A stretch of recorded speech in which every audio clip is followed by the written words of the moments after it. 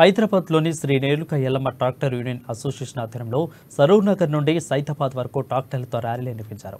ఉదయం వేళ కాకుండా రాత్రి వేళ మాత్రమే ట్రాక్టర్లు తిరగాలంటూ పోలీసుల అధికారులకు హుకుం జారీ చేయడంతో తమ ఇబ్బందులకు గురవుతున్నామంటూ డ్రైవర్లు ఆవేదన వ్యక్తం చేశారు. ఈఎంఐలు కుటుంబాన్ని పోషించుకోలేని స్థాయికి వెళ్లవలసి వస్తుందని ఆవేదన వ్యక్తం చేశారు. ఇక సీజ్ చేసిన ట్రాక్టర్లను విడుదల చేయాలని ట్రాక్టర్ డ్రైవర్లు కోరారు.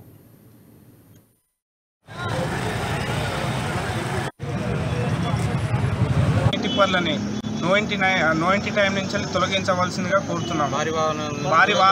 భారీ వాహనాల నుంచి కూడా తొలగించవలసిందిగా కోరుతున్నాం. మీ వెహికల్స్ సీజ్ చేసిరా? ఆల్రెడీ కొన్ని 10 వెహికల్స్ సీజ్ చేయడం జరిగింది. అవి ఆర్టీ ఆఫీస్లో ఉన్నాయి, ఇప్పటికీ ఉన్నాయి. మలక్పేట పిఎస్లో కూడా కొన్ని ఉన్నాయి. కంచన్బాగ్ పరిధిలో కూడా కొన్ని ఉన్నాయి. దయచేసి వాటిని విడుదల చేయవలసిందిగా కోరుతున్నాము. అంటే ఇప్పుడు సీజ్ చేయడం వల్ల మీ ఆర్థిక పరిస్థితి మాకు ఆర్థిక ఉపాధి కోల్పోవడం జరుగుతుంది. నిజంచుకుంటారు అంటే అది ట్రాఫిక్ ఎలాంటి డిస్టర్బెన్స్ లేకుండా నడుపుకుంటాము. మా తోటి ట్రాక్టర్